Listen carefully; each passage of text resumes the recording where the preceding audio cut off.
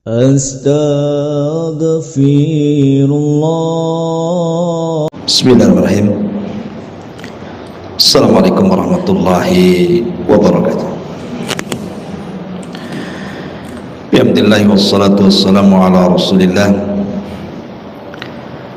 wa ala alihi wa sahbihi wa mawalah wa la hawla wa la quwata illa billahi wa ba'd. Alhamdulillah, di pagi menjelang siang ini Allah subhanahu wa ta'ala masih memberikan nikmat kepada kita sehingga kita bisa duduk untuk bertolabul ilmi di pagi menjelang siang ini. Tak lupa salawat dan juga salam tentunya kita hadiahkan kepada Rasul kita Nabi besar Muhammad sallallahu alaihi wa ala alihi wasallam. Ma'asyiral muslimat yang dimuliakan Allah subhanahu wa ta'ala, khusus di kajian pagi menjelang siang ini biasa kita mengkaji kitab Al-Kabair atau Minhajul Muslim. Maka karena juga sepekan ke depan kita akan menghadapi Ramadan, tentunya pembahasan di hari ini kita akan fokuskan seputar Ramadan. Ma'asyiral muslimat yang dimuliakan Allah subhanahu wa ta'ala, Ramadan adalah bulan yang Allah subhanahu wa ta'ala pilihkan kepada kita umat Islam sebagai bulan yang sangat istimewa.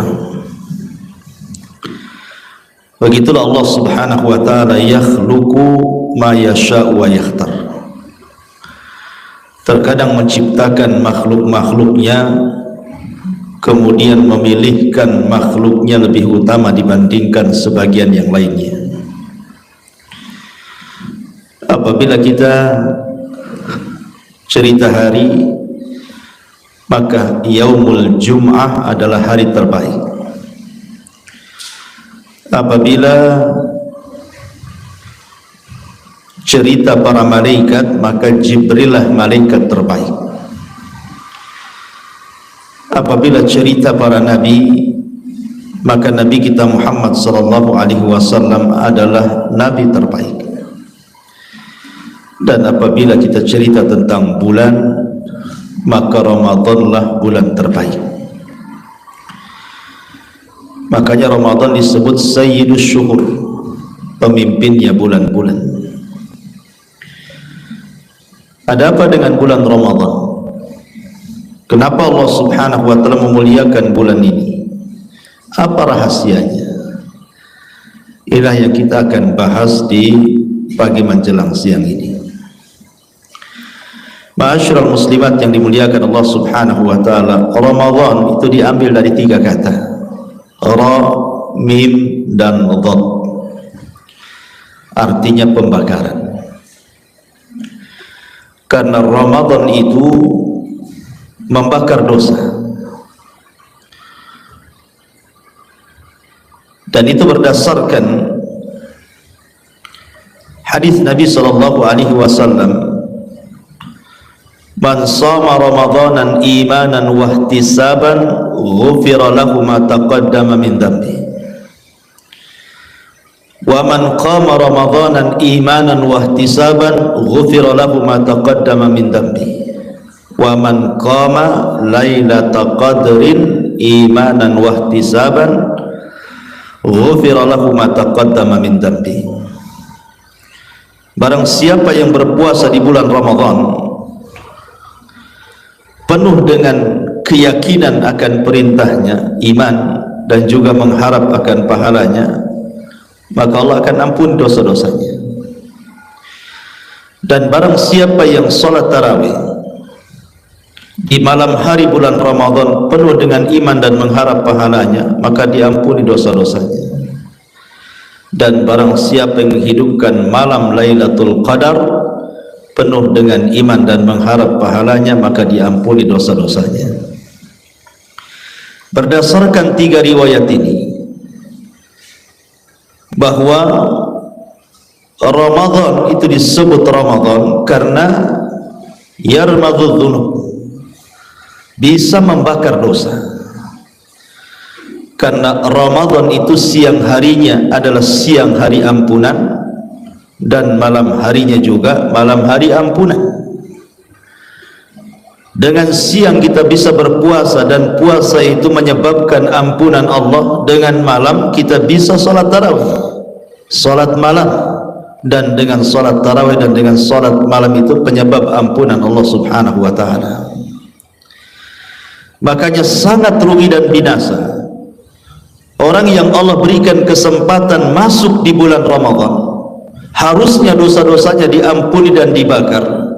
Rupanya keluar Ramadan tidak ada satupun dosa yang diampuni dan dibakar. Maka orang seperti ini orang yang paling celaka. Dan itu berdasarkan hadis Nabi.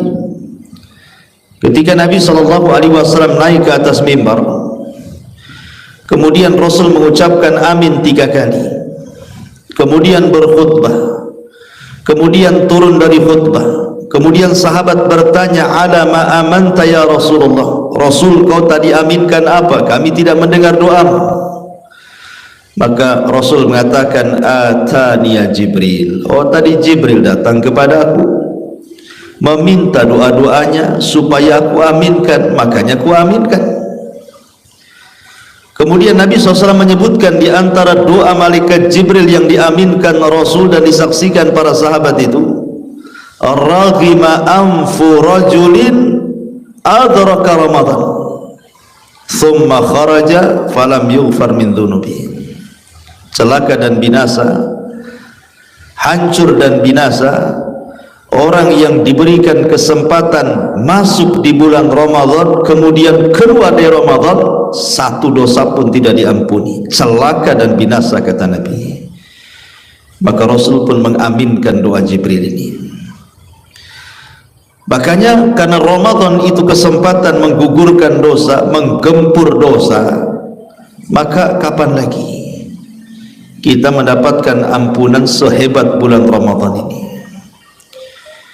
Bahkan lebih hebat daripada itu, kalau Ramadan tahun kemarin kita bisa memakmurkan dengan baik, kemudian Ramadan tahun ini juga kita bisa memakmurkan dengan baik, kata Nabi, ar-ramadhanu ila ramadhani mukaffiratun bainahuma. Ramadan ke Ramadan berikutnya itu penggugur dosa. Itulah istimewanya Ramadan. Dari namanya saja sudah kita pahami bahwa Ramadan itu adalah bulan penggugur dosa, bulan ampunan. Ma'asyiral muslimat yang dimuliakan Allah Subhanahu wa taala. Lalu apa saja nikmat yang Allah Subhanahu wa taala anugerahkan di bulan Ramadan ini? Di antara nikmat-nikmat Allah di bulan Ramadan adalah inzalul Quran. Allah Subhanahu wa taala turunkan Al-Quran di bulan Ramadan. Bahkan bukan hanya Quran, Bu, tapi kitab-kitab langit sebelum Al-Quran juga turun di bulan Ramadan. Allah Subhanahu wa taala berfirman, syahrul Ramadan alladzi unzila fihi al-Quran huda lin-nasi wa bayyinatin minal huda wal furqan. Bulan Ramadan adalah bulan diturunkan Al-Quran sebagai petunjuk manusia dan juga pembeda antara hak dan yang batil.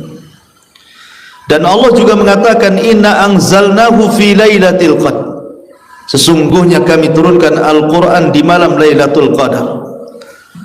Dan Allah juga mengatakan, inna anzalnahu fi lailatin mubarakah, kami turunkan Al-Quran di malam yang penuh berkah. Jadi Al-Quran itu turun di bulan Ramadan, dan Al-Quran adalah hidayah bagi kita. Kapan turunnya Al-Quran di bulan Ramadan? Dari mana Al-Quran turun di bulan Ramadan? Sebagian para ulama mengatakan dari Lauhil Mahfud ke Baitul Uzza di langit pertama. Ketika Allah Subhanahu wa taala turunkan dari Lauhil Mahfud ke Baitul Uzza, itu tepat turun di bulan Ramadan. Bahkan ayat yang pertama kali turun, ayat pertama sampai kelima dalam surah Al-Alaq, Iqra bismi rabbikal ladzi khalaq, khalaqal insana min 'alaq, Iqra wa rabbukal akram alladzi 'allama bil qalam 'allamal insana ma lam ya'lam. Itu turun di bulan Ramadan saat Rasul berada di Gua Hira. Ya, karena Quran turun di bulan Ramadan. Dan turunnya Al-Quran itu anugerah yang besar, karena Al-Quran itu mengangkat segalanya. Di zaman Nabi SAW ada seorang yang bernama Abdurrahman ibnu Abza. Tidak dikenal karena dulunya mantan budak. Tiba-tiba ketika Gubernur Mekah ini safar, kemudian berjumpa dengan Amirul Mukminin Umar bin Khattab radhiyallahu an. Umar bertanya kepada Gubernur Mekah ini, engkau meninggalkan Mekah, siapa yang mewakilimu di sana? Maka Gubernur Mekah mengatakan Ibnu Abza. Umar enggak kenal siapa Ibnu Abza, padahal dia wakil gubernur. Sehingga Umar mengatakan, Ibnu Abza ini siapa? Kok aku tidak tahu? Maka sang Gubernur Mekah mengatakan, dia adalah dulunya mantan budakku, kemudian ku merdekakan dan ku angkat menjadi wakilku di sana. Kata Umar bin Khattab, ya fulan, apa tidak ada orang merdeka? Kenapa kau angkat mantan budak sebagai wakilmu? Maka sang gubernur mengatakan, ya Amirul Mukminin, innahu alimun bi kitabillah wa alimun bi faraidillah wa idza qada bi adlin. Ya Amirul Mukminin, Ibnu Abza, Abdurrahman ibn Abza itu pakar Quran, pakar faraid, dan dia kalau memutuskan sebuah perkara diputuskan dengan keadilan, ya, karena berdasarkan keputusan Quran, dan dia pakar Quran, gimana tidak adil? Maka Umar bin Khattab radhiyallahu an langsung mengatakan, sadaqa Rasulullah, sungguh benar ucapan Nabi, innallaha yarfa'u bihadzal kitaba aqwaman. Terkadang ada beberapa kaum itu diangkat oleh Al-Quran, ya, karena Al-Quran mengangkat segalanya. Ketika Allah Subhanahu wa taala menurunkan Al-Quran lewat malaikat Jibril, maka Jibril menjadi pemimpin para malaikat. Ketika Al-Quran turun kepada Nabi SAW, maka Rasul menjadi Sayyidul Anbiya wal Mursalin, pemimpinnya para Nabi dan Rasul. Ketika Al-Quran turun di bulan Ramadan, maka Ramadan menjadi pemimpin bulan-bulan. Ketika Al-Quran turun di malam Lailatul Qadar, maka malam Lailatul Qadar menjadi pemimpin malam dalam setahun. Ketika Al-Quran turun kepada umat Islam, maka umat Islam umat terbaik yang Allah katakan kuntum khaira ummah, kalian sebaik-baik umat. Begitulah Al-Quran mengangkat segalanya. Kalau seandainya Al-Quran mengangkat derajat Jibril, mengangkat derajat Nabi, mengangkat derajat bulan, mengangkat derajat malam, mengangkat derajat umat, coba bayangkan kalau seandainya Quran tertanam di hati-hati ibu, apa enggak terangkat ibu ini? Yarfa'illahu alladhina amanu minkum walladhina utul ilma darajat. Allah akan angkat derajat orang yang beriman dan orang-orang yang diberikan pengetahuan beberapa tingkatan, dan tidak ada pengetahuan yang paling mulia melebihi pengetahuan manusia terhadap Al-Quran. Inilah pemberian terindah, nikmat terbesar yang Allah Subhanahu wa taala anugerahkan di bulan Ramadan. Quran adalah nikmat Allah terbesar karena Allah turunkan di bulan Ramadan. Maka bulan Ramadan adalah syahrul Quran. Maka jangan sampai masuk Ramadan tidak ada satu ayat pun yang ibu baca. Jangan sampai. Jangan sampai Ramadan berlalu tidak ada satu ayat pun yang dibaca, karena Ramadan bulan Al-Quran. Semua para ulama apabila masuk bulan Ramadan, mereka meninggalkan hadis-hadis Nabi dan beralih kepada Quran. Bahkan Imam Malik rahimahullahu ta'ala, dia sudah hafal Quran, tapi dia tetap mengambil mushaf Al-Quran dan membacanya di bulan Ramadan, karena Ramadan bulan Al-Quran. Ma'asyiral muslimat yang dimuliakan Allah subhanahu wa ta'ala, lalu nikmat apa lagi yang Allah subhanahu wa ta'ala anugerahkan di bulan Ramadan?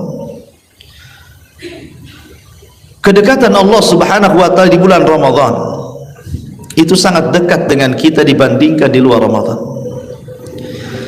Makanya ketika Allah subhanahu wa ta'ala menyebutkan tentang ayat-ayat tentang kedekatan Allah dengan hambanya, Allah letakkan ayat itu di pertengahan ayat-ayat yang bicara tentang Ramadan.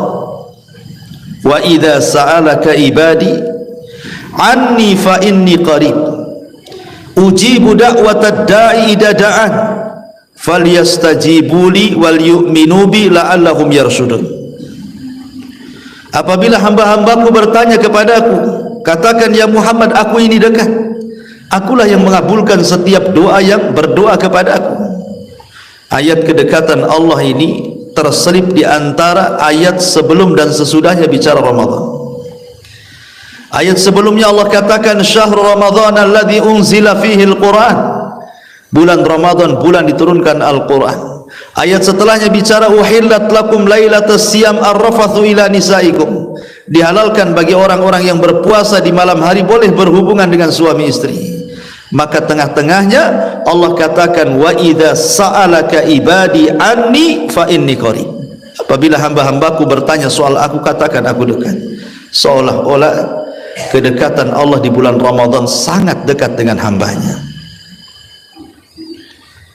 Oleh karena itulah maka Ramadan itu syahrud du'a, bulan berdoa kita kepada Allah, karena itu mustajab, bulan mustajab doa. Ramadan itu bulan mustajab doa, maka banyak-banyaklah berdoa di bulan Ramadan, karena kedekatan Allah dengan kita dekat sekali, terutama di waktu-waktu mustajab. Seperti umpamanya kalau turun hujan, ketika rahmat Allah turun, itu terjadi di bulan Ramadan, lekas-lekas berdoa. Ataupun di hari Jumat setelah asar sebelum maghrib, itu waktu mustajab, cepat-cepat berdoa. Atau di antara dua azan dan qomat, antara azan dan qomat itu waktu mustajab, cepat-cepat berdoa. Atau saat seseorang hendak berbuka, itu waktu mustajab, cepat-cepat berdoa. Atau saat sepertiga malam akhir, waktu sahur, itu waktu mustajab, cepat-cepat berdoa. Atau waktu berkah di waktu pagi setelah subuh sebelum terbit matahari, itu waktu mustajab, segera berdoa. Itu waktu-waktu mustajab. Walaupun seluruh Ramadan dari pagi sampai ke pagi itu waktu mustajab, tapi kalau ditempatkan di waktu-waktu yang lebih mustajab lagi, maka Ramadan akan mengabulkan setiap permintaan kita kepada Allah subhanahu wa ta'ala, terutama di malam hari. Di malam hari ibu minta kepada Allah subhanahu wa ta'ala agar ibu dimerdekakan dari api neraka, karena Nabi SAW mengatakan dalam sebuah hadis, lillahi utaqa'u minan nar wa dzalika kulla lailatin. Jadi Allah subhanahu wa ta'ala itu akan memerdekakan hamba-hambanya bu, itu setiap malam di bulan Ramadan dari api neraka.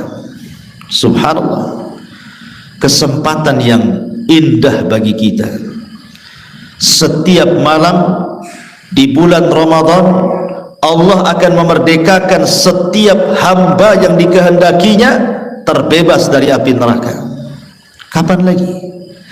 Di luar Ramadan tidak demikian. Hanya ada di bulan Ramadan Allah mencatat hamba-hambanya, di antara hamba-hamba yang dikehendakinya akan dibebaskan dari api neraka. Coba bayangkan, kalau satu hari, satu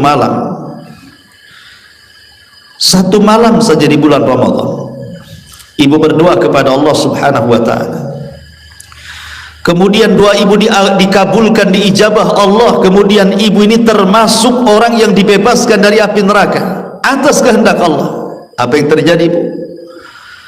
Maka ibu selamanya tidak akan masuk neraka, selamanya tidak akan masuk neraka. Kalau satu malam saja Allah catat ibu ini satu di antara sekian manusia yang dibebaskan Allah dari api neraka. Maka kesempatan emas, Ramadan sudah banyak berlalu kepada ibu, terutama ibu yang usianya mungkin 30, 40, 50, 60. Otomatis Ramadan sudah berlalu bertahun-tahun kepada kita. Apakah ada dalam satu malam dari sekian Ramadan yang pernah kita lalui, Allah kabulkan doa kita, kemudian Allah bebaskan kita dari api neraka? Itu sudah cukup. Makanya para ulama mengatakan, mintalah kepada Allah dengan doa, ya Allah bebaskan aku dari api neraka, bebaskan keluargaku dari api neraka, bebaskan suami dan istriku dari api neraka, bebaskan anak-anakku dan orang tuaku dari api neraka, bebaskan orang-orang yang kami cintai dari api neraka. Doanya seperti itu, Bu. Allahumma a'tiq riqabana minan nar. Ya Allah bebaskan kami dari api neraka. Kapan itu? Lakukan di 3 waktu. Baca doa ini, lakukan di 3 waktu. Yang pertama menjelang berbuka. Menjelang berbuka, Bu, maka 5 menit jadilah ibu. 5 menit ibu bisa berdoa kepada Allah Subhanahu wa taala sebelum berbuka. Angkat tangan tinggi-tinggi, katakan, ya Allah ampuni aku, pasanganku, orang tuaku, anak-anakku dari api neraka. 5 menit kan tidak lama sebelum berbuka. Kemudian yang kedua, lakukan sepertiga malam. Lakukan di sepertiga malam akhir, karena setiap bulan Ramadan pasti sepertiga malam akhir ibu bangun, nggak mungkin tidak bangun. Kalau ibu nggak bangun direpeti suami itu biasanya, kok nggak sahur? Iya, saya ketiduran, mesti direpeti. Karena Ramadan sepertiga malam akhir ibu bangun harus masak kan untuk sahur kan. Lah saat masak itu kan, setelah masak, cobalah sebelum ibu makan sahur atau setelah makan sahur ada kesempatan berdoa, angkat lagi tangan tinggi-tinggi dan katakan, ya Allah bebaskan kami dari api neraka. Kemudian di ujung malam ketika selepas sholat subuh, lakukan lagi. Selepas sholat subuh itu waktu berkah, lakukan, ya Allah bebaskan aku dari api neraka. 3 kali ibu minta kepada Allah. Kalau ibu terus meminta seperti itu kepada Allah, tidak mungkin Allah Subhanahu wa taala diketuk terus kemudian tidak mengijabah. Setiap malam ibu minta seperti itu. Ya mudah-mudahan, kita kan hanya berharap, entah malam keberapa di bulan Ramadan ini Allah kabulkan doa kita. Karena ini mumpung bulan mustajab doa, gitu maksudnya, Bu, ya. Karena ini nikmat Allah, ya. Ramadan ini bukan hanya bulan Quran tapi juga bulan mustajab doa.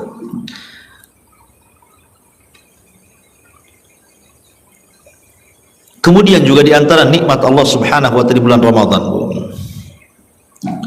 adalah nikmat yang Allah Subhanahu wa taala anugerahkan kepada hati kita. Nikmat yang Allah berikan kepada hati kita lebih besar di bulan Ramadan dibandingkan nikmat yang diberikan kepada badan kita. Makanya apabila ibu membahas tentang ayat-ayat puasa, Allah Subhanahu wa taala mengatakan, ya ayyuhalladzina amanu kutiba alaikumusiyam kama kutiba alal ladzina min qablikum la'allakum tattaqun. Wahai orang-orang yang beriman, diwajibkan kepada kalian berpuasa sebagaimana diwajibkan kepada sebelum kalian. Sebelum kalian maksudnya semua para nabi memerintahkan umatnya berpuasa. Nuh mengatakan kepada umatnya berpuasa, Ibrahim memerintahkan umatnya berpuasa, Nabi Saleh memerintahkan umatnya berpuasa, Nabi Syuaib memerintahkan umatnya berpuasa, Nabi Yakub, Nabi Yusuf dan seluruh para nabi, mereka memerintahkan umatnya berpuasa. diwajibkan kepada kalian berpuasa sebagaimana juga puasa sudah diwajibkan kepada umat sebelum kalian. Apa tujuannya? La'allakum tattaqun, agar kalian bertakwa.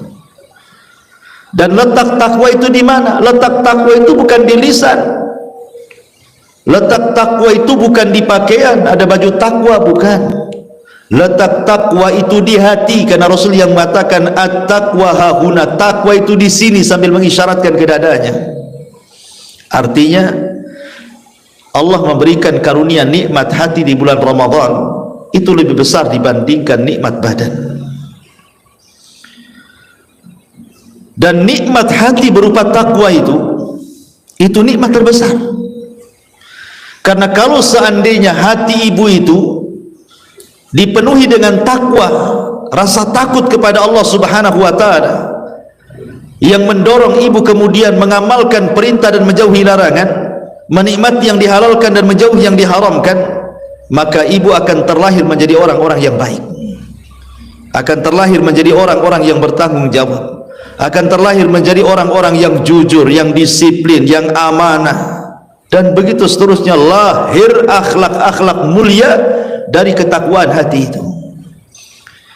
Karena hati itu, kata Imam Ibnul Qayyim rahimahullahu ta'ala, kal malik, seperti raja. Hati itu seperti raja, anggota badan ini bawahannya tentaranya. Kalau sudah instruksi sang raja, pasti semua bawahannya akan mengikuti instruksinya. Kalau kata hati, hei mata jangan memandang yang haram, selamanya mata tidak akan memandang yang haram. Kalau kata hati, hei kaki kau jangan langkahkan ke tempat yang haram, selamanya kaki tidak mungkin melangkah ke tempat yang haram. Kalau kata hati, hei lisan jangan kau gibah, jangan kau dusta, jangan kau menghina, jangan kau mencaci, jangan kau memaki, jangan kau namimah dan lain sebagainya dari afatul lisan, selamanya lisan akan terkunci dan tidak mengucapkan kecuali yang santun. Begitu juga telinga, begitu juga tangan, begitu juga anggota badan. Karena hati itu menentukan kebaikan badan. Kata Nabi, idza saluhat saluhal jasadu kulluh, wa idza fasadat fasadal jasadu kulluh, ala wahyal qalbu. Kalau dia baik, maka semua badannya ikut baik. Kalau dia jahat, maka semua badannya ikut jahat. Itulah kedudukan sang raja hati. Jadi kalau seseorang itu dianugerahkan kebeningan hati, ketakwaan hati di bulan Ramadan, maka saya pastikan ibu keluar Ramadan itu, Bu, pasti ibu akan berubah tuh. Ya, karena nikmat hati di bulan Ramadan itu lebih besar dibandingkan nikmat badan. Tetapi jangan sampai kemudian kesempatan untuk membersihkan hati di bulan Ramadan disia-siakan. Karena ada dua orang yang berpuasa. Yang satu dia berpuasa tidak mendapatkan apa-apa kecuali lapar dan dahaga. Yang satu pula bukan hanya dia menahan lapar dan dahaga, tapi juga dia mendapatkan nikmat hati berupa takwa. Karena Nabi SAW yang mengatakan, rubba sa'imin laisa lahul jaza illal ju'i wal atash. Berapa banyak orang yang berpuasa itu, Bu, dia tidak mendapatkan pahala kecuali menahan lapar dan dahaga saja. Jangan sampai puasa kita hanya sekedar menahan lapar dan dahaga saja. Walaupun sah secara syar'i, tapi ibu hanya lelah letih saja, nggak dapat apa-apa kan? Percuma jadinya, tidak ada perubahan pada hidup ibu. Tetapi lakukan puasa itu bukan hanya sekedar menahan lapar dan dahaga, sampai ke tingkat takwa. La'allakum tattaqun. Karena nikmat hati di bulan Ramadan jauh lebih mulia dibandingkan nikmat badan, dan ini nikmat dari Allah Azza wa Jalla. Allah tarbiyah sehingga menjadi hamba Allah yang bertakwa. Bagaimana tidak bertakwa, Bu, orang yang berpuasa? Kalau coba ibu pikirkan, makan itu mubah, minum itu boleh. Perkara mubah dan boleh tidak boleh dilakukan karena ibu sedang berpuasa. Berhubungan suami istri itu sedekah, bahkan berpahala. Tetapi kalau ibu sedang puasa Ramadan, diharamkan, tidak boleh. Kalau perkara mubah, perkara halal, perkara boleh saja tidak boleh dilakukan selama ibu berpuasa di bulan Ramadan, maka jauh daripada itu perkara-perkara haram tentu tidak boleh lagi dilakukan. Kalau makan dari makan yang mubah dilarang untuk dimakan, macam mana kemudian makanan itu diambil dari makanan haram? Mencuri, korupsi, merampok, merompak dan begitu seterusnya, maka tentu lebih tidak boleh lagi. Kalau minuman yang halal saja, air putih yang mubah diminum tidak boleh kalau sedang berpuasa, macam mana yang ibu minum itu khamar, narkoba dan yang semacamnya, lebih haram lagi. Kalau berhubungan suami istri saja yang sah dilarang, macam mana berzina pula dia.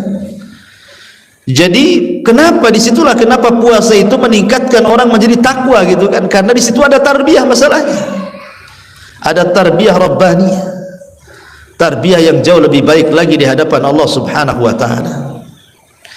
Ma'asyiral muslimat yang dimuliakan Allah Subhanahu wa taala, itulah nikmat di bulan Ramadan, nikmatul qalbi, nikmat kejernihan hati, menjadi hamba-hamba Allah yang bertakwa.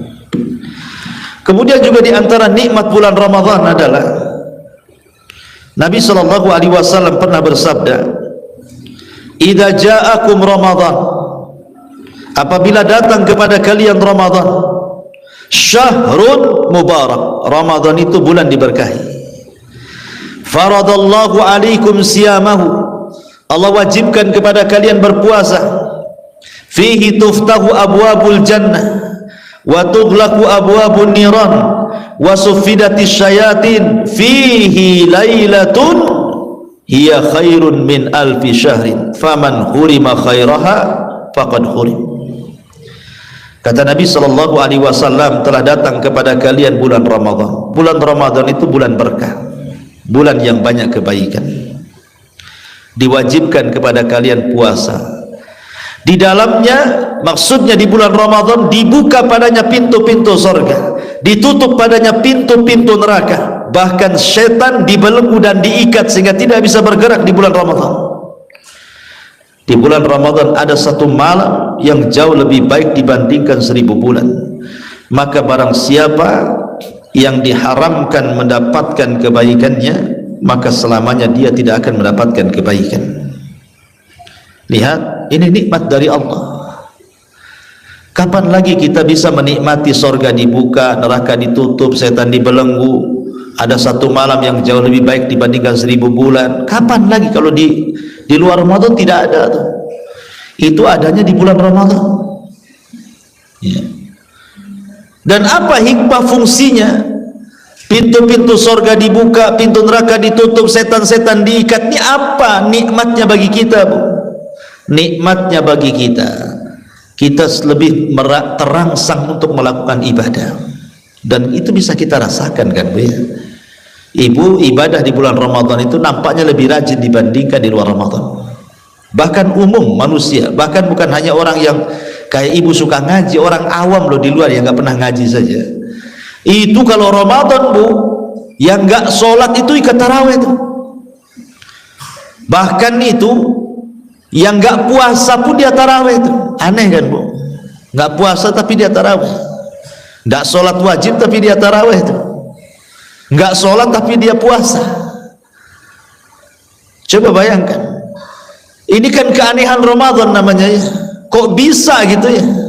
Orang-orang yang jauh daripada Allah tiba-tiba mendekat kepada Allah. Tidak ada masjid yang paling ramai kecuali Ramadan. Tidak ada yang baca Quran terramai kecuali Ramadan. Tidak ada yang sedekah terramai kecuali di bulan Ramadan. Tidak ada orang yang paling banyak ibadah kecuali Ramadan. Ya, karena itu efek daripada pintu surga dibuka, pintu neraka ditutup, setan pula diikat. Nah, itulah efeknya kayak gitu. Ya. Sehingga manusia itu semangat untuk ibadah.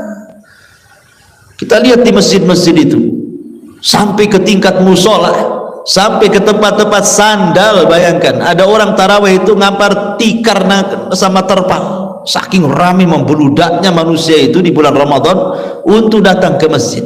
Bahkan kalau nggak ke masjid malu dia. Sampai seperti itu, luar biasa. Orang baca Quran juga, coba kalau di hari-hari biasa habis Isya Bu, ada ibu dengar baca Quran? Tidak ada, kecuali ada orang mati lagi yasinan, nah, nampak tuh dengar.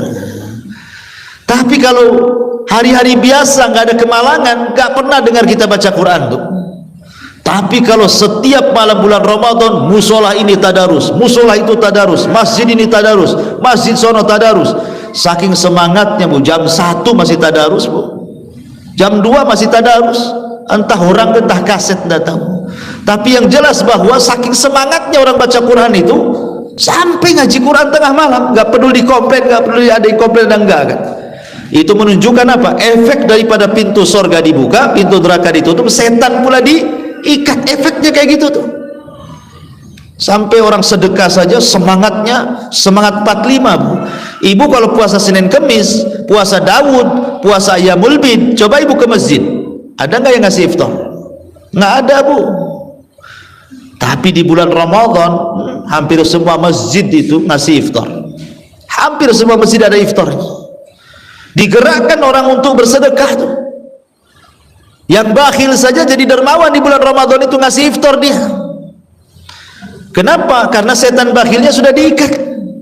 Ya, sudah lepas tuh setan bakhilnya udah nggak menguasai dia lagi, makanya kembali ke fitrahnya, dia masih ingin juga pahala di bulan Ramadan itu.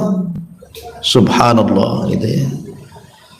Sampai-sampai ya walaupun mungkin terkadang ada yang menyelisih syar'i, ada yang tidak kan, sampai orang yang kemudian anak-anak muda ya ngobrol-ngobrol bangunin orang sahur gitu ya, itu kan semangat tuh bangunin orang sahur gitu.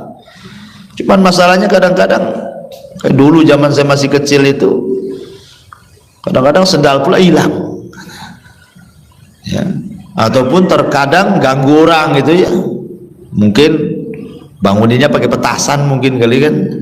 Jadi ada ya, oke lah itu menyelisih, enggak, sebenarnya kan tidak boleh mengganggu orang kan gitu ya. Tetapi kan dengan melihat semangatnya obrol-obrol itu membangunkan, menunjukkan apa? Semua itu bergerak kan gitu ya, bulan Ramadan itu luar biasa gitu ya. Dari sini menunjukkan bahwa itu efek daripada pintu sorga dibuka, pintu neraka ditutup, dan setan dibelenggu. Orang semangat ibadah jadinya, semua ikut terlibat di bulan Ramadan. Luar biasa. Masyarul muslimat yang dimuliakan Allah Subhanahu wa taala. Lah Ramadan ya, juga ada nikmat yang luar biasa juga yang Allah Subhanahu wa taala anugerahkan kepada kita. Nikmat apa itu? Nikmat di mana Allah Subhanahu wa taala berikan kepada kita pahala yang dilipat gandakan.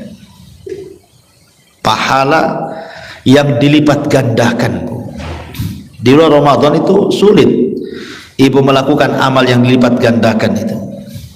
Tapi kalau sudah masuk Ramadan, semua ibadah dilipat gandakan pahalanya. Contoh,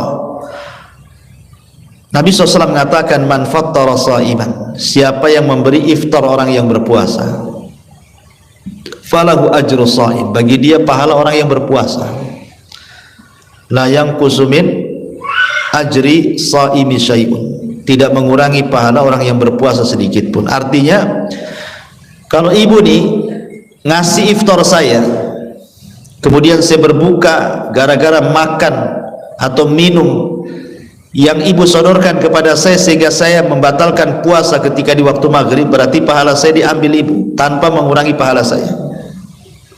Itu kalau ibu bisa membatalkan orang puasa satu orang tuh, seolah-olah ibu puasa 2 hari.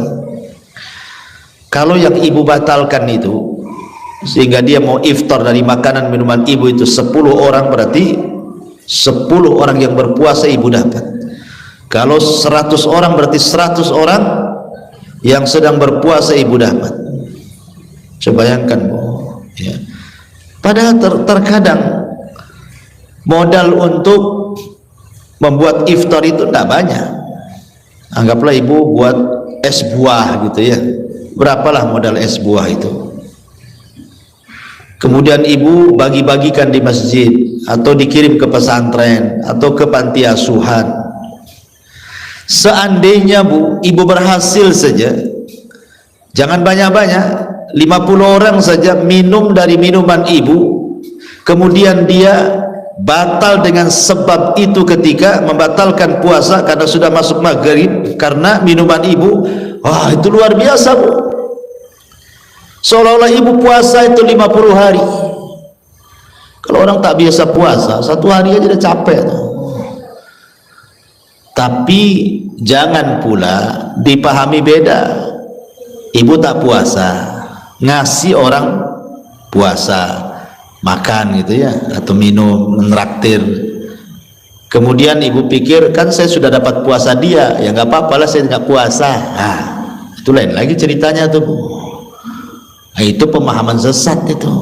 Ibu tetap puasa, kasih makan orang yang puasa, jadi ibu dapat pahalanya. Jangan pula ibu tak puasa ngasih makan orang puasa, kan sama dengan orang puasa saya Ustaz katanya. Itu Ustaznya Ustaz siapa itu? Ngaji di mana tuh? Alirannya apa itu? Ya. Jadi bukan itu pemahamannya. Maksudnya ketika kita membatalkan orang yang sedang berpuasa apabila sudah masuk waktu maghrib, maksudnya kita dapat pahala dia, bukan menggugurkan puasa kita. Tapi dari situ menunjukkan bahwa di bulan Ramadan itu semua amalan itu dilipat gandakan. Ibu baca Quran dilipat gandakan pahalanya, ibu sedekah dilipat gandakan pahala sedekahnya, ibu zikir dilipat gandakan zikirnya. Sebutkan amal kebaikan apa saja, mau ibu lakukan di siang hari Ramadan, mau ibu lakukan di malam hari Ramadan, Allah lipat-lipat gandakan untuk pahalanya. Maka ini musim al-khairat, musim kebaikan. Maka jangan sampai berlalu setiap detik di bulan Ramadan kecuali nafas ibu itu bernilai ibadah. Ya, kalau bisa, Bu, tidurnya ibu itu ibadah. Kalau bisa tidurnya ibu itu ibadah. Ya, dengan cara apa? Ya, ibu umpamanya sudah berusaha puasa semaksimal mungkin dengan memperbanyak ibadah. Kemudian malam memperbanyak sholat tarawih, baca Quran semaksimal mungkin. Kemudian ibu ingin sehat badannya, segera tidur, umpamanya jam 10 cepat tidur, dengan diniatkan saya harus bangun sepertiga malam untuk tahajud. Maka tidur ibu itu dengan niat baik setelah bangun itu jadi ibadah, Bu. Tidur saja bisa jadi ibadah kalau niatnya untuk ibadah gitu ya. Jadi lakukan di bulan Ramadan itu dengan aktivitas-aktivitas ibadah, karena ibadah di bulan Ramadan itu dilipat gandakan. Ini nikmat Allah Subhanahu wa taala yang Allah anugerahkan kepada kita. Ma'asyiral muslimat yang dimuliakan Allah Subhanahu wa taala. Kemudian juga di antara nikmat Allah Subhanahu wa taala di bulan Ramadan, bahwa di bulan Ramadan, Bu, ada satu malam yang disebut dengan Lailatul Qadar. Satu malam Lailatul Qadar ini disebutkan di dalam Al-Quranul Karim surah Al-Qadar, inna anzalnahu fi Lailatul Qadar. Sesungguhnya kami turunkan Al-Quran itu di malam Lailatul Qadar. Lailatul Qadar itu kapan? Yang jelas dia di bulan Ramadan, lebih tepatnya di akhir-akhir Ramadan, lebih tepat lagi di 10 akhir Ramadan, lebih tepatnya lagi di tanggal-tanggal ganjil bulan Ramadan antara 21, 23, 25, 27, 29, antara tanggal-tanggal indah Lailatul Qadar. Tapi masalahnya kita tahu bahwa bulan itu kalau kita hitung dari belakang, dari 30 umpamanya kan, berarti kalau 30 tanggal ganjilnya jatuh ke 28, lewat kan 30, 29, itu 2, berarti 3 harinya 28. Kalau kita balik, Bu, Ramadan itu dari mulai tanggal 30 ke bawah, maka tanggal ganjilnya di 28 kan, itu, Bu, ya, 26, 24, 22, 20, itu kalau dari belakang. Tapi kalau dari depan 20, 21, 23, 25, 27, 29. Lah kalau kita sedikit berakal, Bu, yang namanya Ramadan kan kita tidak tahu apakah dia 29 hari ataukah 30 hari, kan tidak tahu, Bu. Ya. Sehingga karena kita tidak tahu tanggal ganjilnya itu berapa, karena Ramadan itu bisa jatuh di tanggal 29 selesai atau digenapkan 30, sehingga kita tidak tahu tanggal ganjil itu yang mana satu, yang 21-nya atau dua-duanya, yang 25-nya atau 26-nya, yang 27-nya atau 228-nya, kan kita tidak tahu. Makanya kata Nabi SAW, hidupkan 10 malam, semuanya ibu-ibu hidupkan tuh. Dan jangan terpukau dengan tanda-tanda bulan atau tanda-tanda Lailatul Qadar yang disebutkan oleh para ulama. Karena dikhawatirkan ibu itu bukan sedang mencari Lailatul Qadar, tapi sedang mencari tanda-tanda Lailatul Qadar. Oh, kata Ustaz, Lailatul Qadar itu ya ndak panas, ya ndak dingin. Ini tanggal 25, kok badan rasanya dingin? Iyalah, ibu lagi demam. Ya, boleh jadi ibu tidak bisa merasakan lagi demam. Ya, bagi orang yang sehat, ya memang bisa merasakan enak gitu. Tapi bagi orang yang sakit, tidak bisa. Apalagi tambahan cahaya, dari mana kita tahu? Semua listrik nyala. Kecuali dipadamkan satu dunia, barulah nampak tuh ada tambahan cahaya. Maka jangan kemudian disibukkan dengan mencari tanda-tanda Lailatul Qadar. Udah hidupkan saja 10 malam terakhir mulai tanggal 20 sampai terakhir Ramadan. Saya yakin di 10 malam terakhir yang ibu hidupkan setiap malam, pasti ibu bertepatan dengan Lailatul Qadar itu. Tidak mungkin tidak, pasti ibu bertepatan dengan Lailatul Qadar. Kalau ibu bertepatan dengan Lailatul Qadar dan ibu sedang beribadah, berarti ibu dapat kebaikan selamanya. Contoh nih, ibu sering saya contohkan nih, ibu punya uang 100.000, kemudian ibu tukarlah 100.000 itu buat pecahan 10 ribuan. Berarti kalau ibu menyumbang setiap malam 10.000, 10 hari kan 100.000 tuh. Ya, pamannya ibu 10.000 masukkan ke kotak infak, atau kasih ke fakir miskin, atau kasih ke pembangunan masjid, atau kasih ke pesantren, atau terserahlah, yang penting sedekah setiap malam. Kalau seandainya setiap malam ibu sedekah sampai akhir Ramadan, saya yakin Bu, dari satu malam yang ibu sedekah dengan 10.000 itu pasti bertepatan dengan Lailatul Qadar. Kalau itu bertepatan dengan Lailatul Qadar, seolah-olah ibu sedang bersedekah 84 tahun setiap malam 10.000. Coba Bu kalikan 10.000 kali 84 tahun, kira-kira berapa yang ibu sumbangkan tuh? Itu analogi sederhana, ya. Ataulah ibu umpamanya setiap malam anggap baca qul huwallahu ahad Allahus samad lam yalid walam yulad walam yakul lahu kufuwan ahad. Cobalah ibu setiap malam jam 8 umpamanya atau jam 9, ya, setelah tarawih atau sebelum tidur lah ibu baca qul huwallahu itu 3 kali umpamanya selama 10 hari itu. Saya yakin Bu, pasti dalam satu malam itu ada yang bertepatan dengan Lailatul Qadar ketika ibu membaca surah Al-Ikhlas itu. Kalau itu bertepatan dengan Lailatul Qadar, satu huruf baca Quran itu 10 kebaikan. Lah sekarang di dalam surah Al-Ikhlas itu berapa huruf Bu? Kalikan menjadi 10 kali 84 tahun. Berapa ibu dapat pahala tuh coba? Nah, itu kan luar biasa Lailatul Qadar itu, dan itu hanya ada di bulan Ramadan. Kapan lagi? Ya, maka semangatlah, karena Ramadan ini adalah bulan bagi para mujahidin, orang-orang yang mau berjihad. Makanya peperangan di zaman Rasul itu kebanyakan di bulan Ramadan, dan Allah menangkan. Perang Badar di bulan Ramadan Allah menangkan, perang Fatu Mekah di bulan Ramadan Allah menangkan. Sepengetahuan saya baca sejarah Bu, peperangan di zaman Rasul yang dilakukan di bulan Ramadan, sepengetahuan saya itu tidak ada yang dikalahkan. Kenapa? Ya karena siangnya mereka berpuasa, malamnya mereka sholat tarawih, dan mereka pun niat untuk menyerang musuh, sehingga sebab-sebab kemenangan itu ada. Karena puasa itu bisa melawan syahwat, sholat malam itu bisa melawan syubhat. Syahwat itu dari hawa nafsu, syubhat itu dari setan.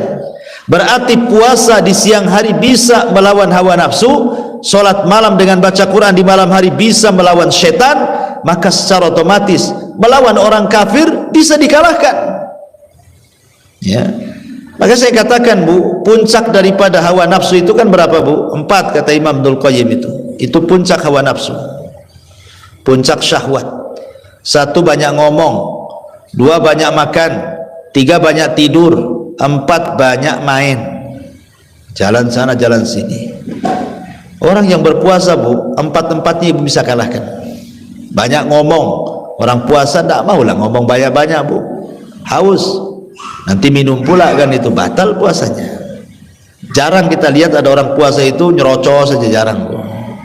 Tapi coba Ibu nggak puasa, ngobrol berdua itu di teras masjid sampai sore, asal ada aqua gelas saja kan Bu, jadi itu ngobrol tuh. Karena enggak puasa. Kayak saya ini ceramah begini Bu, kalau lebih dari 2 jam bisa haus Bu, harus ada di sini es degan tuh Bu, ya. Sehingga orang yang berpuasa itu malas ngomong, syahwat banyak ngomong bisa direda gitu ya. Kemudian apalagi syahwat makan, orang puasa tidak mungkin makan, nggak mungkin minum. Kalau makan minum tidak puasa lah dia. Kemudian apalagi tidur, orang lapar itu Bu, puasa kan lapar, haus, susah tidur ya. Cuman heran Ibu ini kalau puasa kok banyak tidur pula, karena tidak normal tidurnya. Coba kalau normal tidurnya malam, siang nggak pernah tidur, karena orang lapar itu susah tidur. Artinya syahwat tidur Ibu bisa tekan, termasuk juga main-main sana sini. Kalau nggak puasa kan Ibu bisa janjian di mana saja kan, ayo kita ketemu di Pasar Tiban, ayo ketemu di Nagoya, ayo kita ketemu di mall ini, ayo kita ketemu di pasar ini, bisa saja Bu. Kalau di luar Ramadan, coba Ibu lagi puasa, nggak bisa, kita main-main yuk, oh nggak bisa lah, panas, nanti saya batal puasanya. Bagus ngadem di rumah. Jadi bisa lah kan, main-main itu dikurangi. 4 syahwat itu bisa ditundukkan di bulan Ramadan itu dengan cara puasa. Artinya kita bisa menundukkan hawa nafsu dengan cara puasa. Kemudian di malam hari Ibu tarawih, kemudian habis tarawih Ibu tadarus Quran, setan bisa Ibu lawan, karena setan itu paling nggak suka dengan bacaan Quran. Apalagi setan di bulan Ramadan pula diikatkan itu ya, makin tidak berdaya dia. Artinya kalau musuh dalam diri sendiri sudah bisa ditaklukkan, musuh dari luar setan bisa ditaklukkan, apalagi melawan orang-orang kafir musyrik. Makanya tidak ada peperangan di bulan Ramadan kecuali dikalahkan oleh Nabi dan para sahabat ya, karena Ramadan itu bulan jihad, bukan bulan malas-malas gitu ya. Makanya bagi orang yang beriman menghadapi Ramadan itu penuh dengan kesenangan. Orang yang beriman, orang yang bertakwa, yang dalam pikirannya akhirat dan pahala, itu kalau menjelang Ramadan senang dia dan berdoa kepada Allah, ya Allah selamatkan aku sampai Ramadan, ya Allah berikan kesehatan aku di bulan Ramadan, ya Allah terimalah amalanku di bulan Ramadan. Sudah kebayang tuh pahalanya tuh Bu, nanti saya kalau masuk Ramadan saya ingin menghatamkan sekian kali, saya ingin taraweh di masjid ini ya, karena setiap malam 1 juz. Saya ingin kalau punya uang ingin beli tiket itikaf di Mekah. Itu sudah kebayang tuh pahalanya tuh. Itu kalau orang mikir pahala Bu ya. Tapi ada juga orang nggak mikir pahala, mikir setan pasar kaget Bu ya. Ada orang-orang itu yang dipikirkan setan pasar kaget. Kasih cari di Tiban ada stan, nanya-nanya gitu kan, ada nggak ini stan, berapa bayar bulanannya? Oh udah nggak dapat, kena goyang nggak dapat, di Legenda nggak dapat, di Batu Haji, wah udah pusing dia ya. Ada orang yang Ramadan itu otaknya otak duit Bu ya. Duit dagang, udah kebayang tuh, wah ini saya bisa dapat ini nih, jual sepatu, jual pakaian bagus, jual pokoknya baju bagus itu, lebaran nanti orang itu beli. Ada orang itu pikiran bisnis saja tuh ya. Oke lah, ini masih mendingan nih, dia dapat keuntungan dunia kan Bu. Tapi ada yang lebih parah lagi Bu, udah akhirat nggak dapat, dunia nggak dapat, rungsek aja pikirannya itu. Aduh Ramadan lagi, lapar lagi aku katanya. Aduh Ramadan lagi, macam mana kerjaanku ini, Ramadan lagi, macam-macam yang dipikirkan itu Bu. Ada orang yang susah menghadapi Ramadan, naudzubillah, sudah nggak ada untung dunia, nggak dapat untung akhirat, apalagi rusak aja hatinya. Maka hadapi Ramadan itu dengan bahagia. Bagi orang yang beriman, Ramadan itu adalah bulan yang membahagiakan. Kenapa? Karena mendulang pahala sebanyak-banyaknya di bulan Ramadan tuh. Ya. Oleh karena itulah maka jadikan Ramadan itu sebagai bulan mendulang pahala.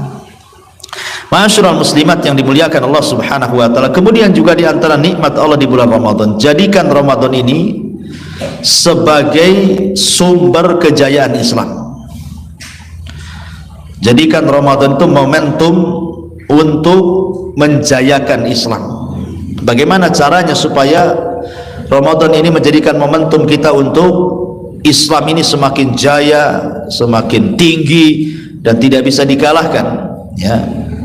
Karena ada perkara-perkara di bulan Ramadan itu kita disuruh menyelisih orang kafir, dan menyelisih orang kafir itu sebab terbesar kejayaan Islam. Karena di antara sebab terbesar kelemahan Islam itu tasyabbuh bil kufar, ya, menyerupai orang kafir. Makanya Rasul mengatakan man tasyabbaha bi qaumin fahuwa minhum. Barang siapa yang tasyabbuh dengan sebuah kaum maka dia termasuk kaum itu. Lalu apa hubung kait Ramadan dengan momentum kejayaan itu? Karena Nabi yang mengatakan dalam sebuah hadis, Nabi SAW mengatakan, la yazalu nas bi khairin, la yazalu nas bi khairin ma'ajjalul fitra wa yuakhiru sahur. Kata Rasul, manusia itu akan senantiasa berada di atas kebaikan. Islam ini akan senantiasa dijayakan selama orang-orang yang berpuasa itu menyegerakan berbuka dan mengakhirkan sahur. Ustadz, apa hubungan menyegerakan berbuka dengan mengakhirkan sahur dengan kejayaan Islam? Ini kan soal makan, ya. Kedua, bukan latihan perang, bukan beli persenjataan yang menguatkan. Jangan salah, walaupun sahur itu hanya makan, buka juga makan, tapi di antara dua makan itu terkandung kejayaan Islam. Dari segi mana? Bukan makannya, tapi dari menyelisihinya. Kalau ibu buka segera, menyelisihi puasanya ahli kitab. Kalau ibu mengakhirkan sahur, juga sama, menyelisihi orang-orang kafir. Dan penyelisihan terhadap orang kafir itu sebab kejayaan Islam, karena kelemahannya ketika kita tasyabbuh dengan orang-orang kafir. Maka jadikan momentum Ramadan ini untuk kejayaan Islam, ya. Ma'asyiral muslimat yang dimuliakan Allah Azza wa Jalla, saya kira cukup sampai di sini. Sebenarnya masih banyak karena juga waktu. Silakan sebelum saya tutup kita buka tanya jawab.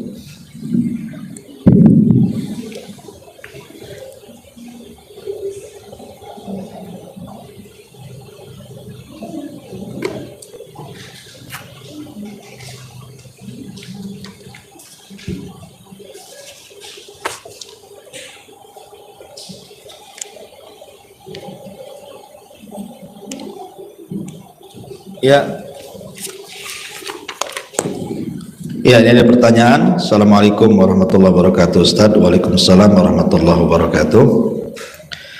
Anak saya ikut olahraga karate.